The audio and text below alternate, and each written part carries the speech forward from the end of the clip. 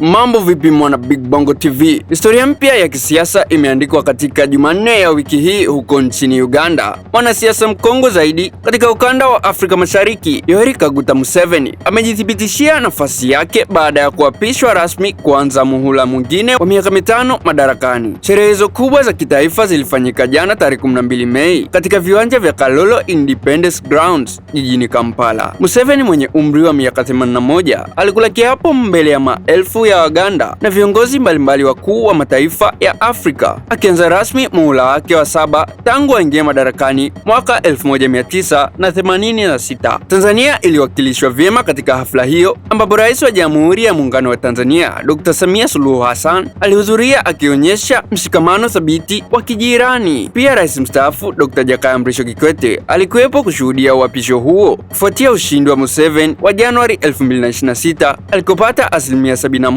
ya kura zote zilizopigwa. Katika hotuba yake ya jana, Museveni amewasha moto kwa kutoa kauli mbiu mpya akisema awamu hii itakuwa ya no more sleep, yaani hakuna kulala kwa Waganda, huku akiahidi kupambana na umaskini na kukuza ajira kwa vijana. Uapisho huu unamfanya Museveni kutimiza miaka 40 kamili madarakani, na muhula huu mpya utamfikisha hadi mwaka 2031. Je, unazungumziaje uongozi wa miaka 40 wa Rais Museveni na mtazamo wake mpya wa awamu hii? Tuachie maoni yako kupitia comment section hapo chini, lakini pia usisahau kusubscribe, like, share, turn on notification ili uzidi kupata update ya matukio mbalimbali yanayojiri every time.